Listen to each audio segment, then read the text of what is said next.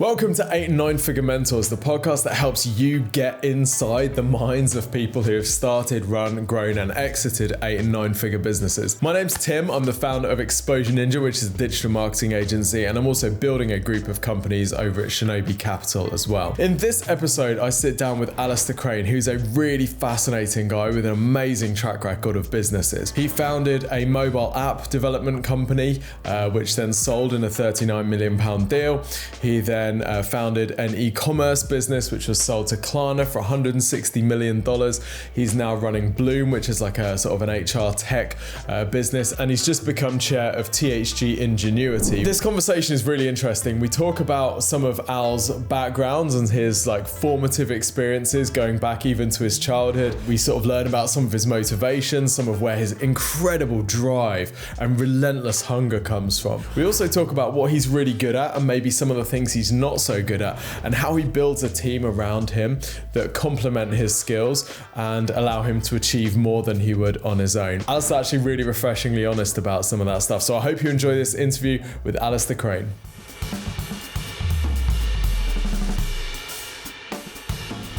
Hi Al, we're gonna dig into some of the key moments in your life to understand what makes you tick. Are you ready?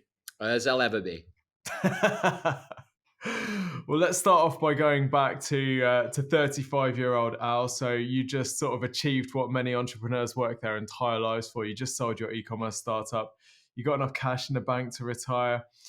You've reached the sort of the pinnacle of the entrepreneur sort of goals, and yet you describe the period that follows as one of the lowest points in your life. So, dude, what happened? Wow, yeah, it's first of all, I just want to get the record straight. When we position it as like at the tender age of 35, or however the nice intro to the question went, that was only a few years ago, despite how my facial features may lead you astray. So it was actually the relatively recent past, and so can reflect on it really well now. The trouble is with setting yourself long-term goals is that sometimes you achieve them, and it was really a point for me where I guess I'd promised myself a load of things in the harder times over the years, Tim, where I'd said, when this gets done, or when the outcome happens, or when these good things, these big events happen in life, everything will be all right. Everything will change. And you know what? It wasn't that there was anything particularly bad that needed to become particularly good. In fact, I'm so fortunate to have a wonderful family, a great wife, supportive siblings, brilliant mum and dad, awesome colleagues and friends. But it was more like what didn't happen rather than what changed. I didn't feel any different. And therefore you start to reflect on it and you think, all right, if I've tried this hard and yet nothing feels really that different, what was the point anyway? Like, what am I? Why am I here? What am I doing? Why do I care? Why does anyone care? And you find yourself doing a bit of searching. So at a high level, that's where it was at. I don't know if that makes sense, Tim, or if you've ever heard anyone say similar. Yeah, totally. There often seems to be this sort of existential questions that come out of these things. What have I been working for all this time? And why am I suddenly not happy after this sort of event that I'd promised myself that I would all of a sudden be happy and all my problems were solved? I'm curious as to what you sort of learned about yourself. And obviously now you're still striving, you're still pushing, you're doing, bigger things than ever. So what did you take with you from that experience? I guess there's a bunch of the old adages that became really true, right? And definitely don't want to spend loads of time on those, because I think what you do and what people come to speak with you about is way more progressive than that. But it certainly shone a big light on all of the value and the growth and the learning being in the journey, not the destination. When I look at it, I say like, I achieved what I wanted to achieve, but I don't feel any different. The question that helped me reframe that was, but did you enjoy it? And man, I've got to tell you, like, looking back on it, and it's easy to do it with rose-tinted glasses, right? It's like, I actually did all of the challenge, all of the pain, the struggle, the fear of failure, the lack of knowing. By the way, all of those times where you probably didn't have, frankly, enough cash in the bank to be trying to do the things you were trying to do, but you managed to find a way. That's what actually the pleasure is, right? And it's doing it with other people, like sharing the challenge and then succeeding as a team. And so that, I think, was also a little bit of the air out of the balloon. Like, as I stepped away from the business that for over half a decade I'd been growing from very grassroots up, suddenly became really hard to not have expectations to live up to from people around you, targets to hit, missions to run, and so you start to invent your own. And I'm sure I became a bit of a pain in the backside for my wife and my friends, trying to invent new things that I felt like I needed to be involved with at the time and had no business being in. Well, I wonder if then perhaps some of the reason why it wasn't a sort of a euphoric moment for you could have been that you actually did really enjoy it. I was talking to an agency owner today who's trying to sell, and you can tell this person is just completely done with it. They hate it. They've got no energy for it at all. And I was thinking for him, probably selling the agency would be quite euphoric, even if he gets very little for it, just because it's beating him down so much. So perhaps there's some of that because it was so good, actually selling it was that maybe there were some mixed feelings there. I struggle with that one a little bit because there's never a sense of interestingly, and I think good for people to hear this. Like the businesses that I've been involved with never got sold; they always got bought, and that's not a throwaway line. It's like we were never looking for an outcome. My view has always been that if you strive really hard to be best in class, to have the power brand in the space, to be the fastest growing, doing the best work with the greatest team, it's like magnetism. It just attracts, right? All of a sudden, all these interesting opportunities come, and they don't always get packaged up in the direct form of a transaction, like people coming through the front door going, we would like to buy you, often dressed up as a partnership or a customer relationship, or someone that you're doing a venture with in another territory, and it just kind of morphs and grows arms and legs as people have respect and understanding for what you're doing. And I would almost encourage to anybody, including the person that you're referring to, where they feel downbeat, it's like, yes, of course, if it's really causing you a huge problem personally, it's weighing on your mind and it's not good for your lifestyle, absolutely looking for ways to get out is appropriate.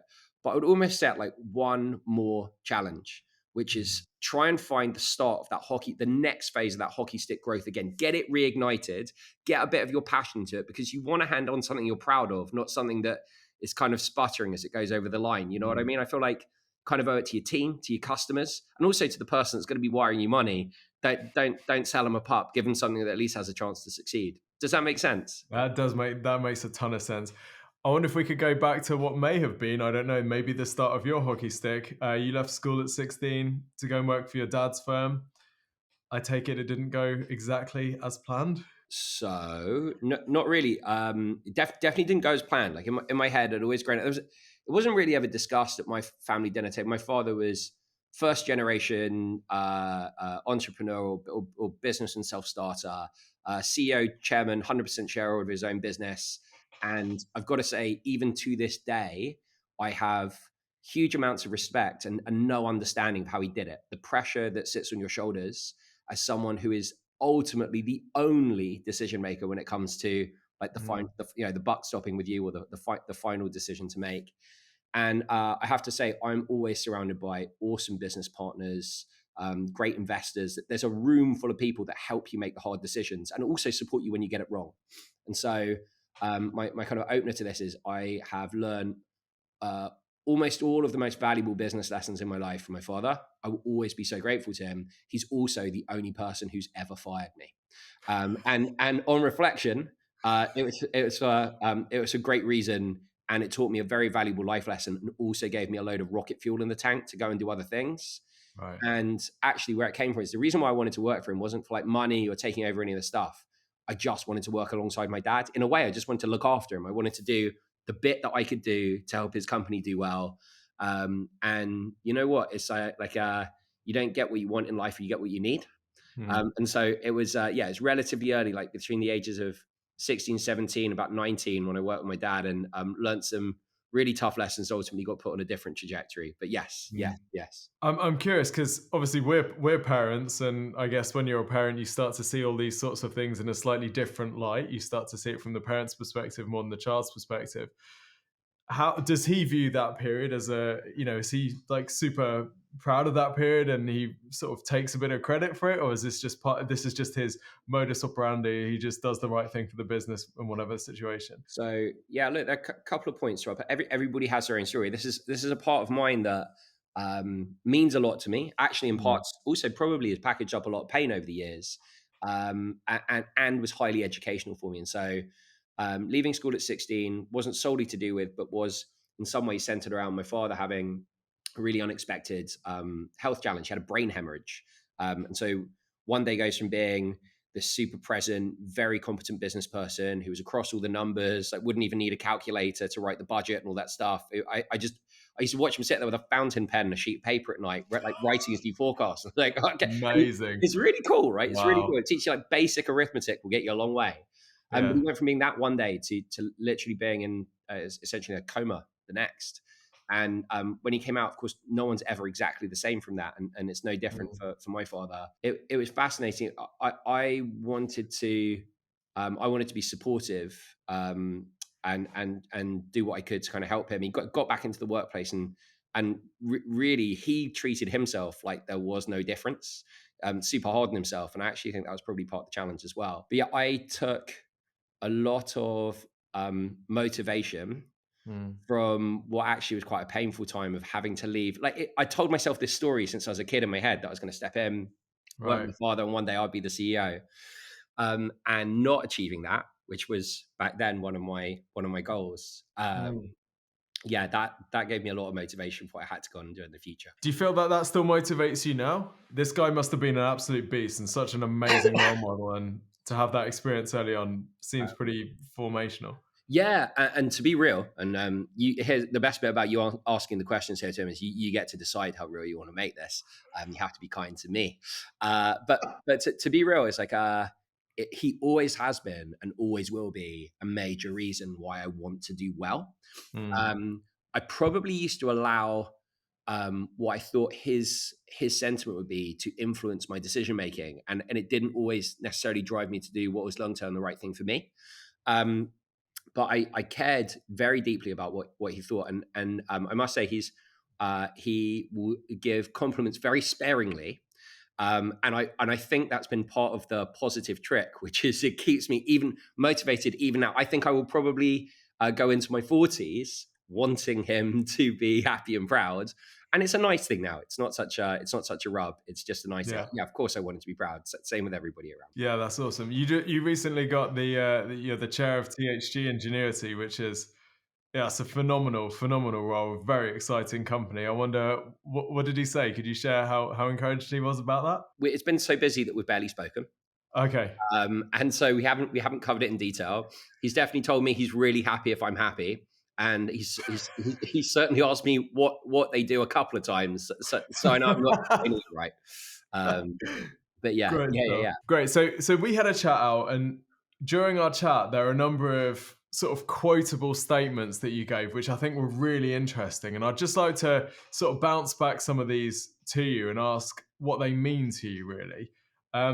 One of the things that you said when we were talking about the history of the businesses that you've started, because you've been in some really exciting spaces, whether it's mobile app development when that was really taking off, and then e-commerce, you were really a great time in e-commerce.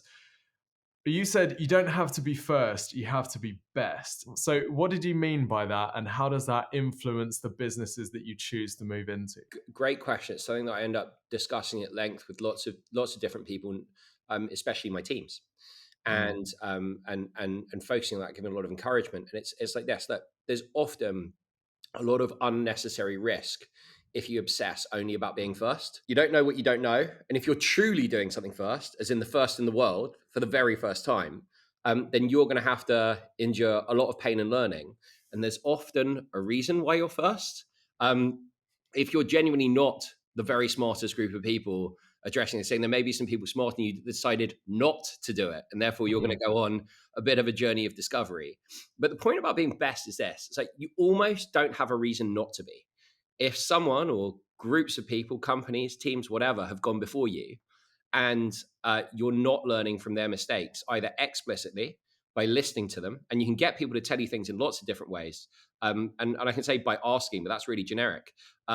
If you want to know the mistakes of your competitors, interview some of the people that work for them. You'll be amazed at what people will tell you in a job interview. You should never fish for anything proprietary. It's just not good business.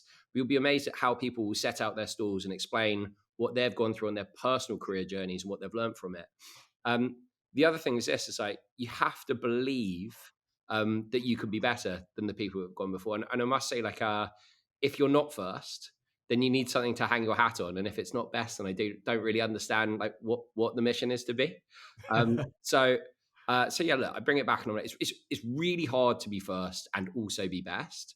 And if I Yeah. have to pick one, I'll always favor being best and accelerating past people than trying to get a lead and being the one to catch. Does that help if I explain it like that? Yeah, it totally does. I think it's also worth saying that while you haven't been the first in some of the spaces that you've been in, you've been fairly early, right? Yeah. So mobile apps. This was 2010, and that I mean, I remember when Zuckerberg said that Facebook was going to go mobile first, which was maybe 2012 or 2013. That wasn't like a done deal. That didn't seem like a no-brainer to everyone. So mobile wasn't what we know of it today, which the world is mobile first. So you were still quite early. So let's say that you're starting a business now, what sort of industry maturity are you looking for there to be enough opportunity for you to jump into and become the best? Great question. I was talking to a really smart young man who's a colleague at THG earlier today about this. We were talking about what's interesting for the future. And this gentleman works in data. And I was saying to him, you have an unfair advantage over everybody else where you get to model leading indicators. I said, go and model them around things you're interested in and try, and you'll be able to figure out what will be next. And so let's use some examples. My one wasn't that fancy. I'm not a regressional econometrician by trade. I didn't study quant maths. And so a few things. Number one, it was like just the generational moment at which I joined the workplace. I missed .com and I joined at the early stages of mobile. My first job in tech was helping to launch a mobile network. And the great thing about this mobile network was it wasn't one of the boring ones where you paid for your calls and texts. It was only for 16 to 24-year-olds. And they'd give you free calls and texts if you agreed to receive messages from brands that you liked. Now, invariably, this was... I always get that ding when it's a good idea that didn't work. It's just reminding me, don't do that. This business was probably 10 years ahead of its time, right? But it's phenomenal to be inside. They raised 120 million euros to get the thing going. And I thought that was normal. Can you imagine being 20 years old and seeing all that stuff going down? Like, oh, you just always raise 100 million to start these businesses. And so it was partly a generational thing. It was also partly .com was already very well populated with very large, very powerful, successful businesses and great people. And so I had to go to a place where there was less competition in order to be best, right? And I don't mind admitting that. And I was early in my career and I carved it out there.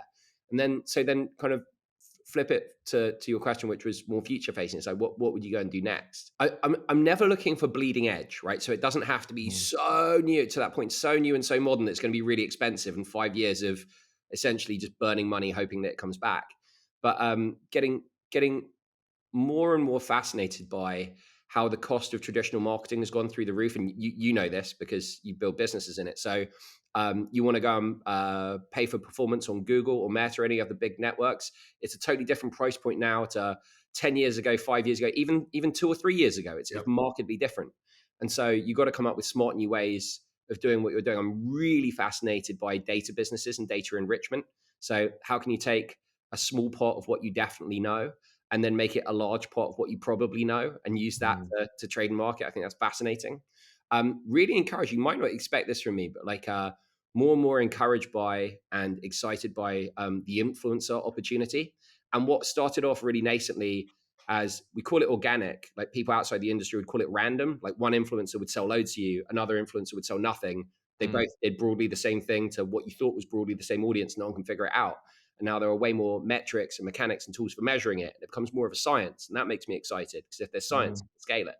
So those are the kind of areas that I get excited by. And then age-old things like the value of land really never goes down over a long period of time. It only goes up. And so if you can build businesses on top of land mass, I get excited for that. Someone came to me and they spoke about, imagine if you could build a Four Seasons equivalent, but instead of it being a hotel with bricks and mortar, they're really glamorous yurts with every single activity under the sun and Michelin star chefs running around, and you're somewhere in North America with the mountains and the sea all within the same day. I get excited for that kind of stuff. I'm like, yo, if you're in the plot of land to facilitate that business, it's never going away. You're always going to be winning. So in all different areas. So it sounds like you're looking there are some fundamentals which aren't going to change. Like people are going to need to market, or the plot of land is always going to be valuable. And then you're looking to sort of overlay data-backed trends against that to say Yes. what are the new opportunities that are going to be created, because you're not actually then taking a risk, are you? Because you're still catering to the established demand. You're still building based on truth. You're just doing it in an area that looks like it's going to take off. Absolutely, yes. Exactly that. I wanted to ask you about like ideas, because you seem like the sort of person that would have a lot of ideas. Is that fair? Yeah, the only trouble with having a lot of ideas, you have a lot of bad ideas. Hmm. And so you got to develop a strong sifting mechanism to figure out really quickly which ones are gonna lead you down the dead end. But sure. I'm much to people's irritation. I probably have too many. Right. I thought you might be a similar type to me where, people, I have people inside the company that sort of filter my ideas. Yeah, that's great, Tim. Like, come back to me in a week's time if you still think that's a good idea, type thing. What does your sifting process look like? And how do you avoid chasing rabbits down various tunnels all day? A few things. We start from the basics, and it's certainly helped me growing up on this first part. So, uh, number one, never get obsessed with the idea. Like if you fundamentally, if the data points don't support it, you got to let it go. Mm. And younger me would get really obsessed with like the glamour of an idea, and the reality was very, very different. And certainly had learn some lessons. Learn some lessons, kind of, especially in the early days of starting the businesses. More to the point, it's really important to be patient and sit with it. It's okay. You don't have to do it this week. Like keep thinking it over. Keep share it. That's the other thing. I'm Mm. always amazed when people go, I could share this idea with you, but you probably steal it, and I don't want that to Yeah, I want happen. to sign an NDA before I tell Yeah, you my idea. correct. Go the other way around, right? Especially if you bought into the first point around it's not that important to be first. It's really important to be best. I would love you to do the next idea, Tim. I really want you to go and crash into every pothole in the road and show me what all the errors are. And then I'll just come and be better than you and do it faster for half the money. And it was my idea Yeah, anyway, so I have more passion.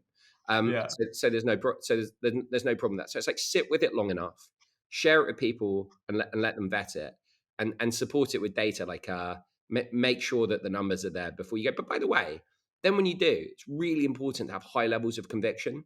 Do you know Mm. how many highly talented, highly intelligent people in this world go to the graveyard with mega ideas because they didn't have the conviction? They even had the cash. It wasn't even Mm. they couldn't afford it. They could have afforded to do it, and they didn't push themselves because other people who weren't as talented or as smart told them it wouldn't work. And for me, Mm. that's the worst bit of it all. It's like push yourself to have conviction. That's a really difficult balancing act, isn't it? When you share it with people and they say, no, that's a terrible idea, or I don't think that will work. If you've got the conviction, though, you're either crazy or you're right. Yes. And I guess it comes back to that thing like, yeah, trust yourself, know yourself, all those kind of personal adages. But it's back to like do things that you think you'll have personal enjoyment in. Mm. Uh, I hear often about business ideas that I have absolutely no interest in whatsoever. In fact, there was one that I passed on quite recently that's gone on to make a total fortune, and it's all based around paper shredding. I just couldn't get excited for it.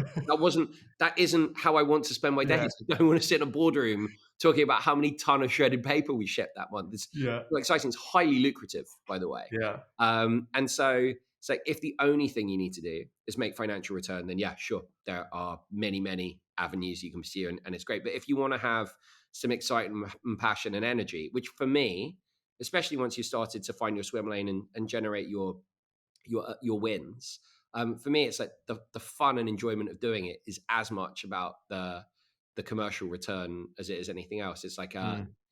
like and also doing it with people you love. All of those things rolled into one. Going on to the people you love, then, another quote that you said last time we spoke is, if you want to go fast, go alone. If you want to go far, go together. Yes, that's definitely a proverb, just in case anyone's listening. Going, Al did not say that first. I Acknowledge. was going to attribute it to you on a little quotable. Yeah.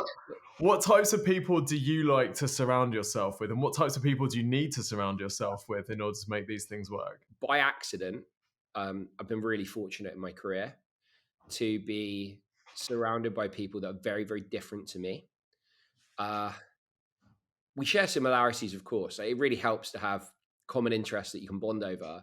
But I've got a business partner who really, I would say, like found me when I was 20, 21, something like that, and wrote the very first check in the very first business, gave me the most outrageous, nonsensical levels of support. He gave me so much input and guidance and care And I never used to understand why in the early days. It didn't make any sense to me. He just really, really went so above and beyond. And I think it's like I built such a fundamental level of respect for him. He's also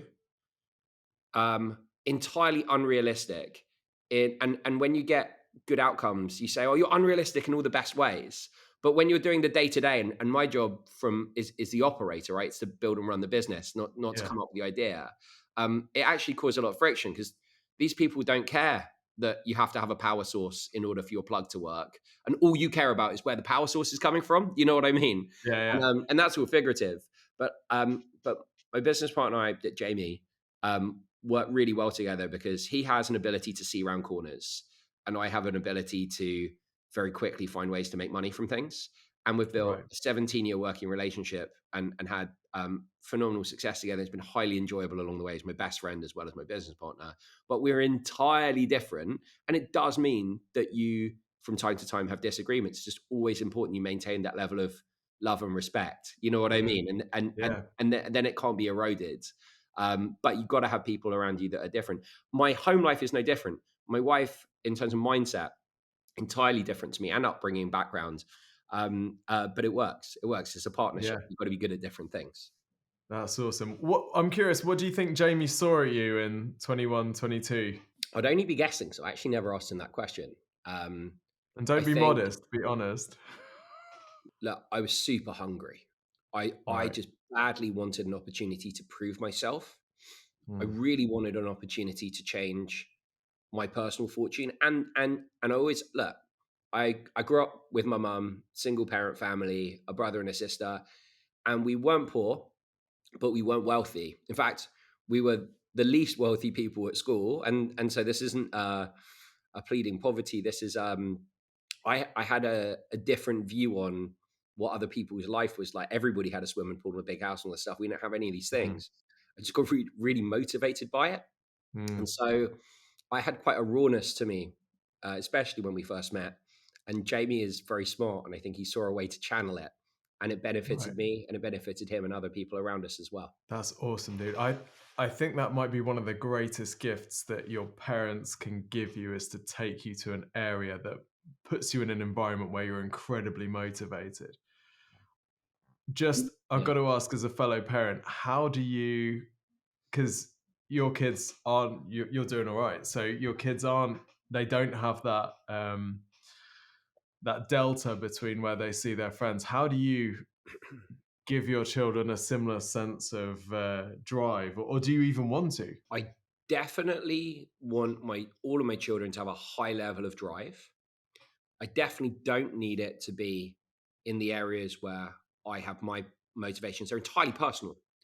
I Mm. care deeply that all my kids go on um, a bit of discovery, particularly in the early years, about what they like and what they don't like. And the only way you do that is by trying things. So exposing Mm. them to as many different situations and environments as possible is super important. Uh, they do not have to be the top of the class. You do not have to come first. Amen. But you do need to do your best. You need Yes. to do your best. And if that's coming in the middle, even if that's coming bottom, which you'll be surprised, if you do your very best, you're often not bottom because No. it's often good enough. Your best is good enough. But you don't have to come top. You do have to try really hard. And I think Mm. if you take that approach in life, you'll find something that you're passionate about. You'll become really good at it and you'll Mm. enjoy all the days that you do it. And from a Mm. dad's perspective, I'm like, I couldn't ask for anything more than my kids. And notice in that, I didn't talk about money or finances Mm. or commercial success once, because truly, that's not what brings happiness. No. No. Every parent just wants their kids to be happy, don't they? Yes. I know that you have a really strong core value around integrity, and the people that you're sort of surrounding yourself with having high levels of integrity. What does that mean? And are there any times where you've had to maybe reject business opportunities because of that? Are Sure. there any downsides to that for you? Long term, no. There's tons of like profiteering exercises you don't get to do if you hold yourself to a high account. I think a few Mm. things. Always do what you say you will do, Mm. and all of a sudden your word becomes very very valuable. Right? If you tell someone you're going to be there, if you tell someone you can make something happen, if you tell someone you're going to do something for them, No one cares how you do it. Just do it. And I'm a big believer in that. And I really admire and appreciate people that treat me in a similar way. And then the other thing is you can buy almost everything, especially now. You can buy almost everything in this world. You can't buy trust and you can't buy loyalty. It's earned over long periods of time and through lots of experiences, particularly the challenging ones. And so when it comes to integrity, when it comes to doing what you say you would do, I think it all rolls into trust and loyalty as well. And if you have that in business, man, you can go far. Or some of the most successful people, I should say, some of the most successful people I've ever met spend half their time looking over their shoulder, worried about, even from the inside, who's trying to take, or who's trying to, who's got a different angle that wouldn't be in their best interest. You have true trust and true loyalty. And listen, I'm not saying this is easy to come by. I'm not saying I have it in every situation, but for those that I do have it from, you can just do awesome stuff so quickly. And it's so much more fun when you don't have to worry and the concern. So Yeah, such a for you personally, how quickly is trust broken? Is this as soon as it's gone type thing? 100%. That's the whole value in it. That it is a very rare element, like not even a rare commodity. It's so hard to come by and it's so easy to lose. And I feel like once someone's broken your trust one time, very, very, very hard to earn it back. I never say never in any of this stuff. And sometimes people do it, they don't do it deliberately. So it's important to be aware and do your best to be understanding. But yeah, for me, it's like really not many people get to earn it. And therefore it's like super disappointing if somebody breaks it. So yeah, it's really important, really up there in terms of the values. Another thing that you said in our previous conversation, which I thought was interesting, was I'm never the smartest guy in the room ever. I'm never the best at anything, which is really interesting because I have you as being quite confident, or certainly when I meet you, I think I was very, very confident, very, very sort of outgoing.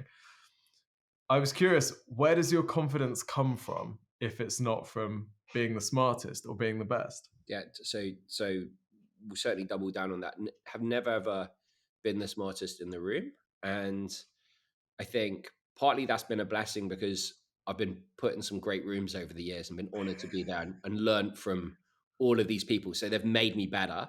And so I'm on a constant line of improvement, right? And I think that every day I truly, truly work very hard to be the best version of me, whether that's personally, whether that's at work, it doesn't matter. And I care deeply about progression.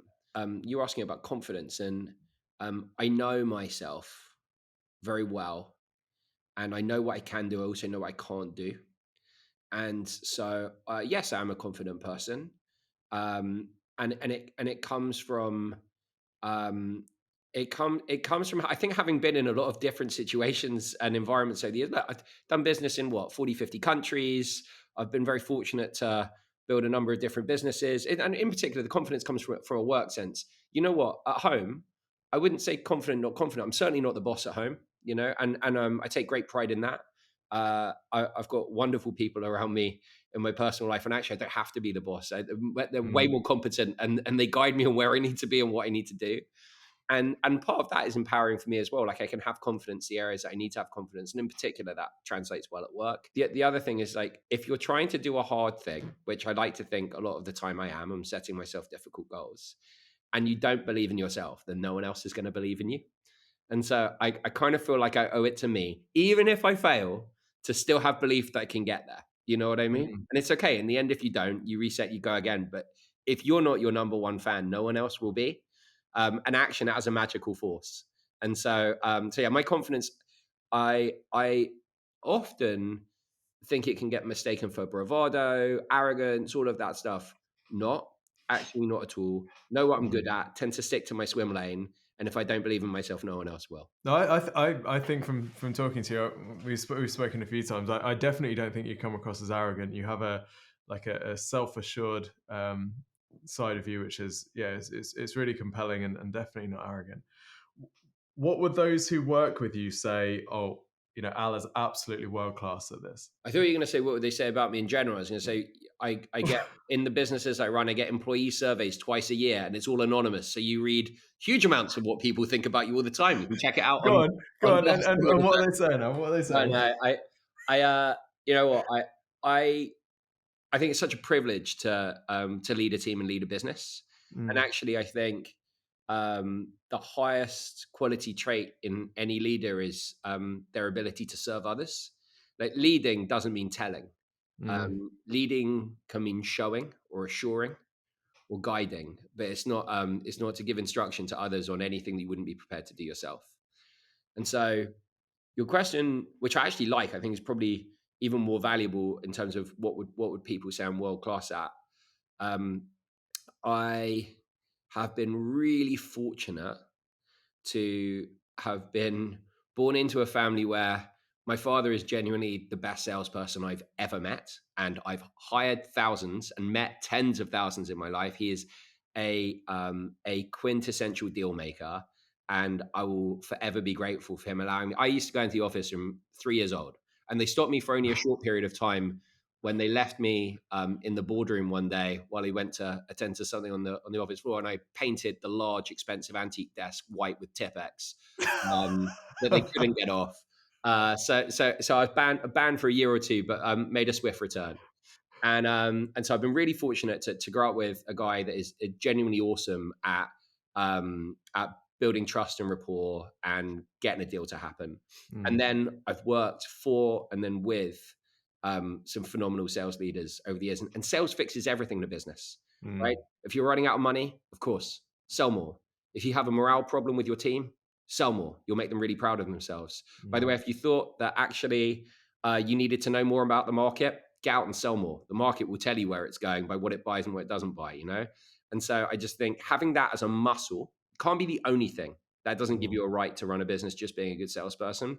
But having that as a core muscle is like super valuable and puts you in a super strong position. I've always been very grateful for that. Yeah, that's awesome. I've always thought it's interesting how many successful entrepreneurs, their first stories of their careers was, oh, I was out selling door to door, I was selling vacuum cleaners door to door, I was doing this, that, door to door. And it's that, like, I guess it's a combination of sales, but also in sales you're being rejected and you're having to bounce back, aren't you? I think, a mate of mine was on the complaints department for British Gas on the phones, and he's got an incredible resilience that's Yeah. built up as a result of that. And I think Yeah. that core skill and some experience early on can be really useful. Totally. And to that, one of the people that gave me some guidance, and in fact, my first boss is phenomenal, and I'm delighted to say I'm still in touch with today, taught me that no is the best buying signal ever. And I used to say, but Right. why? I don't understand. They're saying no. He said, yeah, because on the other side of no is yes, and you just have to find out. He said the most dangerous thing in sales is when they say nothing, because if they give you Right. nothing, you can do nothing with it. And you're like, it's all these things. It's like old school. We're talking about going back now, probably 20 plus years. But it's so true. I don't mind rejection in all its different forms, as long as I can find an opportunity to correct it. Love that. So twisting that around then, what do people tell you in these employee feedback surveys, and what have you observed over the years that you're actually terrible at? The things that I have to work on most are, I think, and still even now over all these years, like still at times can be quite impatient. So I'm in a rush, and that all comes from pressure that you put yourself under, not really what the business needs. Rushing doesn't help anyone ever, and being impetuous and demanding, and not keeping your head about you, in particular when you're leading people.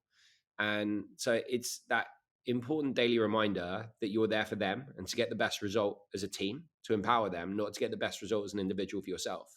And while sometimes it can be really frustrating to have to slow down to speed up, you ultimately get much better results. So I still get the feedback, like can push too hard, be demanding, not be unrealistic, those kind of things. And as much as I could eye roll and say, actually, there's a value to it and all this stuff, and someone needs to drive forward and all that jazz, actually, it's like take the feedback for what it's worth, always work on it. My goal is to make people feel as relaxed and comfortable and capable to do the task at hand as possible. And if you can do that for hundreds or thousands of people, you're going to build a wicked business, way better than anything you can ever do yourself. You mentioned a video called Take No Days Off. and said that I'm this gonna get so much stick for this. Yeah, yeah, really yeah. had a massive impact on you. And wait, this isn't like an employee video, right? This isn't like No, a work policy video, training no, video. no. But what sort of impact did that video have, and where were you at when you watched it? How did it So, shape you? so little background. I'm the least successful of three siblings. I have a brother and a sister who are both incredible in their own right, and very annoyingly for me, were much better than me at all sports. So despite me being the eldest, um, and my brother was at Bristol University at the time. He was playing top flight rugby. Several of his teammates went on to play for England. In fact, one of them captained the England Sevens team for a number of years at the Olympics and all that kind of stuff. And so Alex was seriously training with these guys and was a mega sportsman himself. And he sent me this video out of nowhere. He had been listening to it kind of on the way to training to get himself pumped up to go and play rugby. And he sent it to me early one morning. I just arrived in the office and sat down. I was feeling really deflated. Like, it's my first business. It definitely wasn't going the way I wanted it to. Hmm. And I probably could do with a bit of a boost. And I must have just pinged him a message saying something to that effect. And he sent me the link to this video on YouTube. And the genius of it is that the imagery, the video, is on a young college football player training to get into the NFL.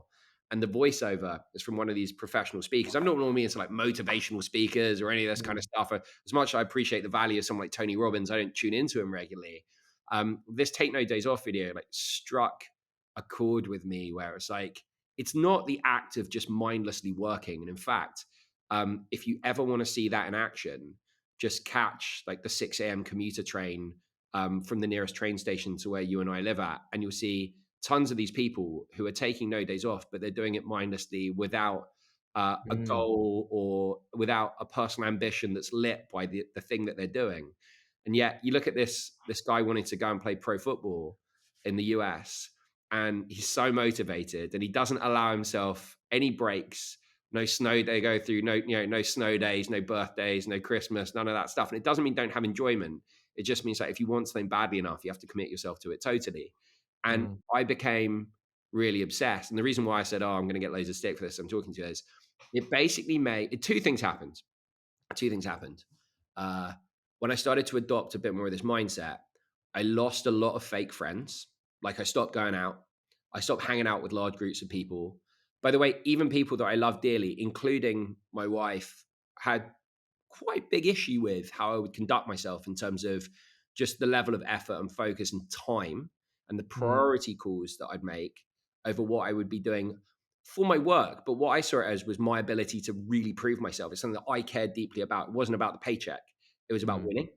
And I found my outlet where my brother and sister got their sport and they had their different degrees that they went and did at university. And that was a way of kind of proving themselves. I took this approach and really channeled myself through work.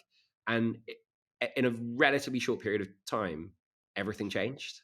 Like the way that people followed you changed, the way you conduct yourself changed, the expectations you had for yourself changed. And ultimately, the outcomes in the business changed. We went from a company that was massively loss-making and struggling to win work to building what was the largest of its kind in Europe, and then was acquired by Visa in the US.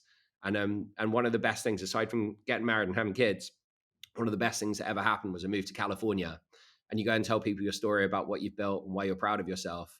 And what you got as the outcome for your hard work is what they use as the input just to start there. So you get put on a totally different level, on a totally new playing field, and you get to run the whole game again. Love it. Yeah, I love it.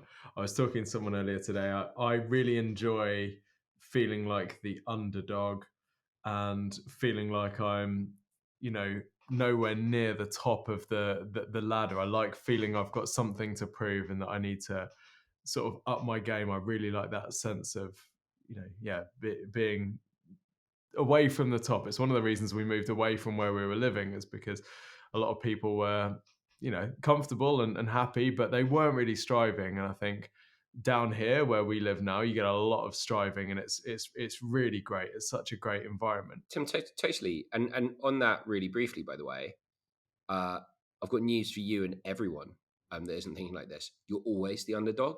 And if you don't believe you are, if you think you're the big dog, that's when the problem comes. Did you know that in the year Kodak went bust, Instagram got its multi-billion-dollar valuation, right? Talk about asleep at the wheel. Mm, Our stories around Blockbuster and Netflix and it's all because they believe they're in hype. You're always yeah. constant underdog, never in a position where you deserve it by default. And Mm, I'd say it's like, get comfortable with being uncomfortable. You know what I mean? The mm, whole time. And I know you are. I know you are for sure. yeah. Yeah. So what motivates you then? Because I I don't know. I get the impression that finance and money is more of a scorecard rather than an outcome for you. Look, yeah. So it's easier to say because this is part of the bit where we started, where you learn about like what doesn't motivate you or what you Mm, didn't get from the experience that you expected, and the financial bit alone, like neither here nor there. Yeah, it's great. The great thing is it allows me to do wonderful things with people that I love dearly, and to have moments of enjoyment. And it's yeah to do special things and share with people, and it's great. Um, those things get old pretty fast. Like going and eating at a mm, lovely restaurant one time is phenomenal, and you remember that experience. And by the way, even going and eating it multiple times, you look forward to it. Being there every day, every week, yeah. it's like the reward goes. It takes a shine off, becomes not special. And so it's not about the financials so much. I particularly enjoy doing things that people told me wouldn't work or that I couldn't do in the beginning. I'm literally going through this right now. I currently have a young business of which I'm CEO and co-founder of, with the same group of guys that I build all these companies with that I love very dearly, and more recently joined as the chair of a public company in the UK, and I'm running these roles concurrently. And I thought this was a terrible idea. And in fact, when the chairman role got offered to me, the first reaction I had was no. And I Right. sat down and spoke to my wife about it, and her reaction was awesome. She's like, "Yeah, Elon Musk does way more." Oh, dude, she knows you. No, no, no, no. And so, of course, I kind of was like, what are you talking about? But this is where like you can't win, because if the expectations are that high to begin with, then Yeah. anything you do is always like, oh yeah, it's fine, but it wasn't quite Elon Musk, and that certainly isn't the parity to be drawn. I think her point was that it's possible. So Yeah. like, other people do other hard things, and also, I've obviously had these kind of conversations with my family many, many times over in terms of what motivates and what I get excited about, and net new hard things and things that people don't think I can do get me out of bed without an alarm clock.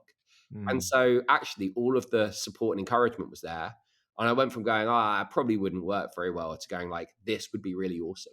So I get mm, motivated by hard things, mm. motivated by being an underdog for sure. Also get really motivated by the concept of winning. I love winning, but as a team. Winning Yeah. as an individual is totally fine. And listen, if we are playing an individual sport, I would absolutely want to beat you at it. But it wouldn't have the same level of elation that you get. Totally agree. And by the way, everybody laughs because it's the kind of the new fashionable sport to play. But I play paddle with a bunch of the dads from school every weekend.